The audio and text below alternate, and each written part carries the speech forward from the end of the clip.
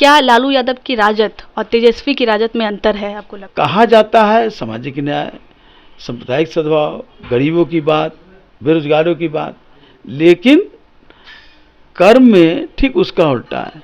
उनके लिए समाजवाद परिवारवाद है, उनके लिए समाजवाद भ्रष्टाचारवाद है। मैं नीतीश जी को छोड़ करके बड़ी भूल किया। राजद में आप आए थे, आपने कहा था कि तेजस्वी यादव को आपको मुख्यमंत्री बनाना है, आखिर क्या हो गया ऐसा? अरे भाई, मुख्यमंत्री बनाना हम चाहते हैं, लेकिन आप तैयार होंगे तब ना। अब खोटा माल को कितना हम चमकाने का काम करेंगे। नीतीश जी से हमारा कोई गिला शिकवा नहीं, न जनता दल यू से कोई गिला शिकवा था। कुछ ऐसी परिस्थिति थी जिससे मुझे वहाँ से छोड़ना पड़ा। उनको दिल्ली जाके घेरना चाहिए, तो कई बार वक्तव्य देते थे मैं पदयात्रा करूँगा दिल्ली तक। करो भाई, दिल्ली घेरो भाई। तो तुम ये अपने कार्यालय में बैठ करके वातानुकूलित वातावरण में आप धरना का ढोंग रच रहे हो। विजन था जो चंद्रशेखर जी ने दिया था, समाज के जो सबसे पीछे पैदान पर खड़ा है उसके आंखों में आंखें डाल करके अपने निर्णय लेना। अगर उसके हक में निर्णय होगा तो वही निर्णय तुम्हारे लिए पवित्र होगा। सुबह का भूला अगर शाम को घर आ जाए तो उसे भूला नहीं कहते। ये बात आज बिहार के एक दिग्गज नेता के लिए सूट कर रही है। वो दिग्गज नेता हैं श्याम रजक, जिन्होंने कुछ दिन पहले ही राजद का दामन छोड़ आज जो है जदयू का दामन थाम लिया। वजह क्या थी, उनसे ही जानने की कोशिश करते हैं। सर, सबसे पहले तो बहुत बहुत स्वागत है आपका हमारे चैनल पे। धन्यवाद। आखिर क्या वजह रही? मैंने कहा कि सुबह का भूला अगर शाम को हो जाए तो भूला नहीं कहते। मूल्यों की राजनीति करने का नाम श्याम रजक है, और मैं अपने मुंह से नहीं कह रहा हूँ, ये देश भर के लोग जानते हैं। मैं चंद्रशेखर जी के साथ रहा और मूल्यों की राजनीति करना उन्होंने सिखाया। स्वाभिमान और सम्मान के साथ कोई समझौता नहीं करना चाहिए, उन्होंने कहा। समाज में हम लोग राजनीति में आए थे कोई पेशा के लेकर के नहीं, हमारा कोई जीविकोपार्जन वो राजनीति नहीं है। राजनीति है सेवा। सेवा क्या? समाज के जो सबसे पीछे पैदान पर बैठा हुआ व्यक्ति है, जिसकी आंखें के आंसू सूख चुके हैं, जिसकी आंखों में कभी चेहरा में मुस्कुराहट नहीं आ रही है, ऐसे लोगों को खुशहाली लाना, यही राजनीति करने वाले कार्यकर्ताओं की पहली प्राथमिकता होती है। और जब हम राजद में रहे तो मेरी प्राथमिकता वही थी। लेकिन जिस बात के लिए वो चर्चित थे, सामाजिक न्याय, सांप्रदायिक सद्भाव और क्या क्या नहीं, वो हमने जब वहाँ नीचे अंदर गए तो देखा कि वो परिवर्तन हो चुका है। क्या परिवर्तन हो चुका है? परिवर्तन ये हुआ है कि वहाँ कहा जाता है सामाजिक न्याय, सांप्रदायिक सद्भाव, गरीबों की बात, बेरोजगारों की बात, लेकिन कर्म में ठीक उसका उल्टा है। उनके लिए समाजवाद परिवारवाद है, उनके लिए समाजवाद भ्रष्टाचारवाद है, उनके लिए नौकरी परिवार है। तो ये सब चीज़ें देख करके मैं बहुत परेशान था। कई बार हम लोगों ने चर्चा किया, मीटिंग किया, चर्चाएं में बात आती थी, लेकिन हमें लगा ये सुधरने वाले नहीं हैं। शिकायत किससे थी? तेजस्वी यादव से या आपने लालू जी से बात करने की कोशिश की दिक्कतों को लेकर? मेरी व्यक्तिगत टिप्पणी करने की आदत नहीं है। दल से मैं कर रहा था, दल से बातें चल रही, तो वही जुड़े, मुखिया तो वही हैं। जो भी लोग दल में कई लोग रहते हैं, सबसे बात होती थी, चर्चाएं होती थी।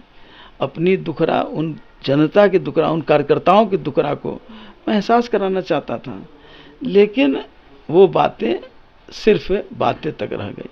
जब आपको लेकर के तेजस्वी यादव से पूछा गया कि आप जो है पार्टी से आप हट गए हैं, तो उन्होंने कहा कि जहाँ गए हैं वहाँ जाए, शुभकामनाएं हैं उनको, वहाँ अच्छे से रहे।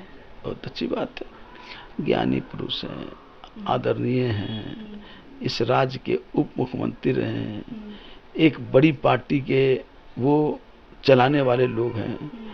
उनको तो कई चीज़ों की परेशानी भी होती होगी, क्योंकि कोई संस्था चलाता है तो तनाव में भी रहते हैं।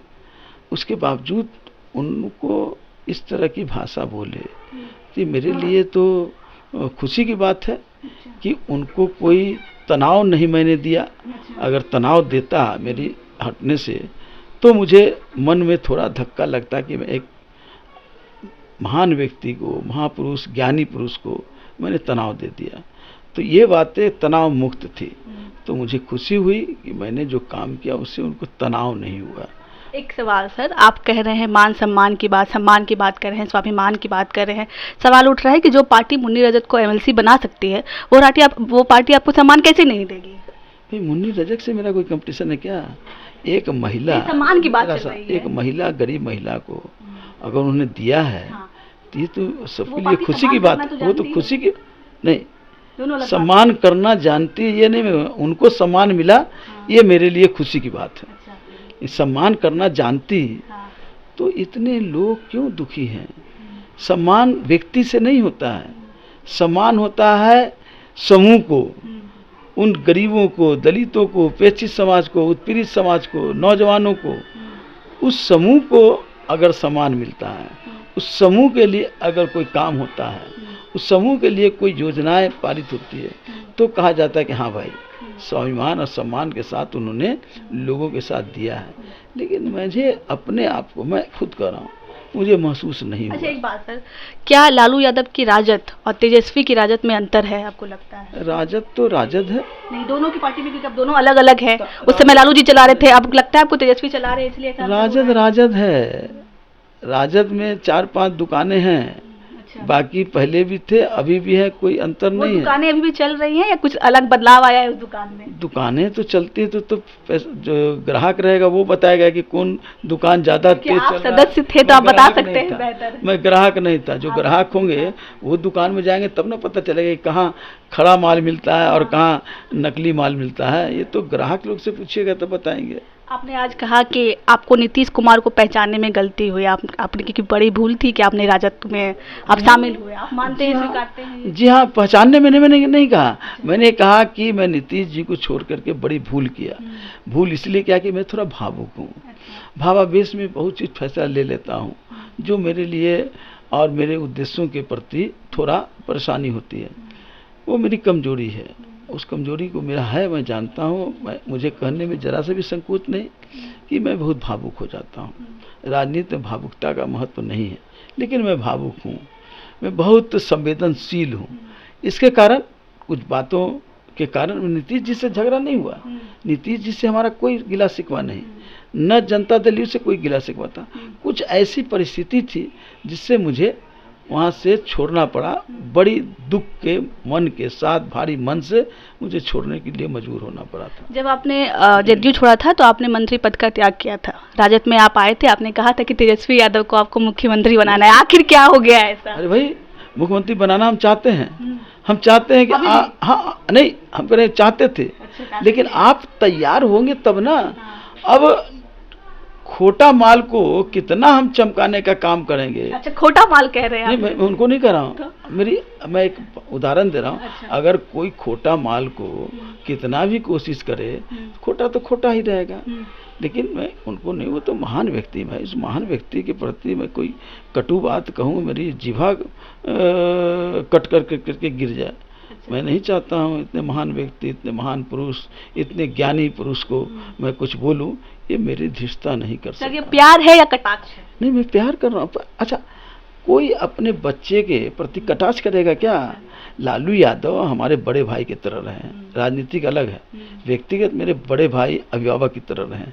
उनका अगर कोई पुत्र है तो कोई माने या ना माने, तो वो मेरे लिए तो अनुज ही होगा ना। तो अनुज के प्रति कोई श्राप देगा क्या?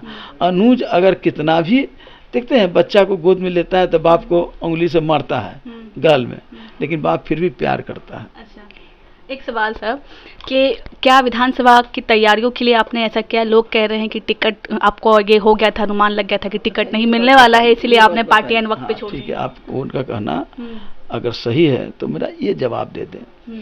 2019 से मैंने जदयू छोड़ा था, वरिष्ठ मंत्री था, बड़े विभागों का मैं काम करता था, एक नहीं 2-2 विभाग का काम करता था, कई विभागों में मेरी भागीदारी होती थी, और पार्टी के वरिष्ठ पदाधिकारी भी थे, पार्टी के निर्णयों में मेरी भागीदारी होती थी, 6 बार से विधायक था।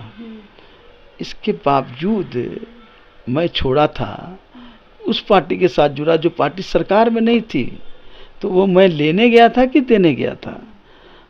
एक दूसरा, वो कहते हैं कि सत्ता के लिए, तो 2020 में तो हमको उन्होंने टिकट नहीं दिया, और जब टिकट नहीं दिया तो मुझे उस समय दुखी होना चाहिए था और मुझे उसी समय पार्टी छोड़ देना चाहिए था, तो मैं तो नहीं छोड़ा।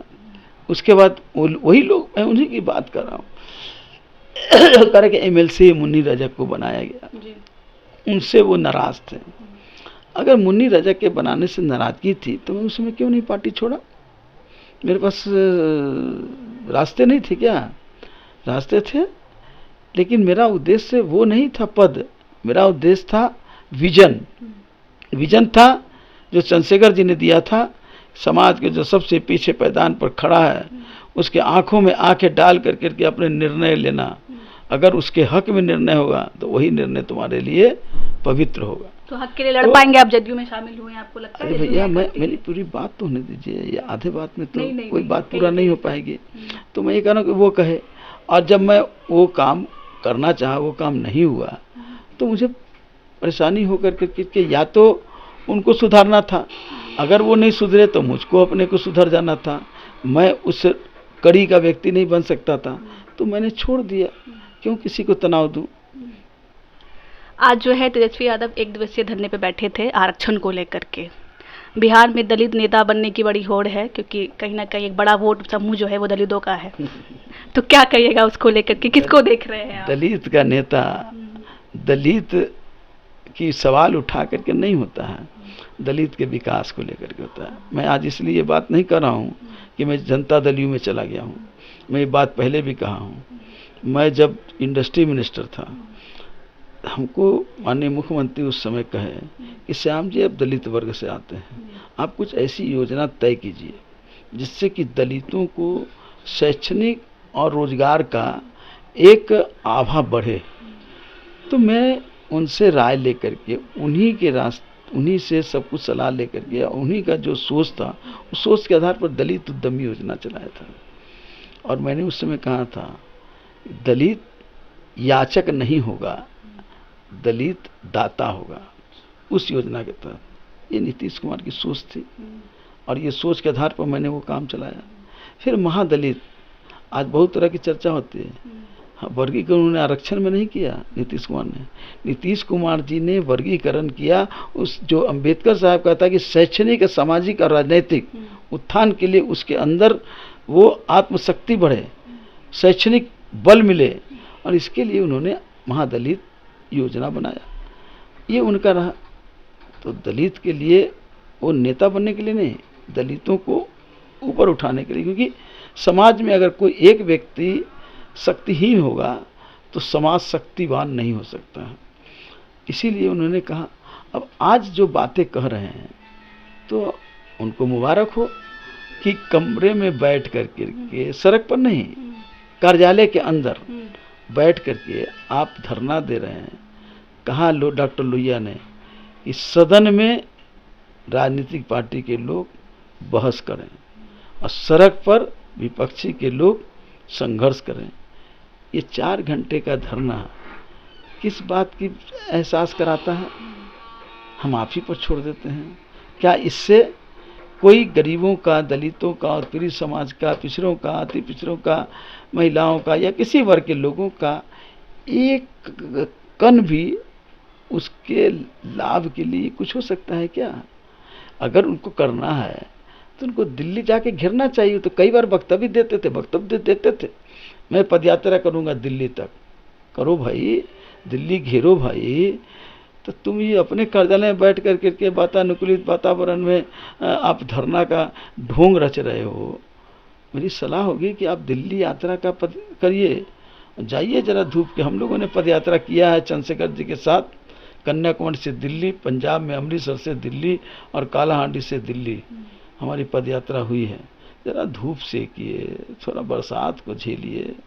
ये नहीं कि वातानुकूलित कमरे में आंदोलन नहीं होता है। सर, आगे की राजनीति के लिए आपने फिर से क्यों जदयू को चुना? एक पार्टी जो है बिहार में बड़ी दिख रही है, जनसुराज। निश्चित बहुत सारी पार्टियां हैं। मैं जब 22 तारीख को इस्तीफा दिया तो मैंने कहा था सब लोग को, आप लोग को भी, कि 8 दिन का मेरे पास समय है।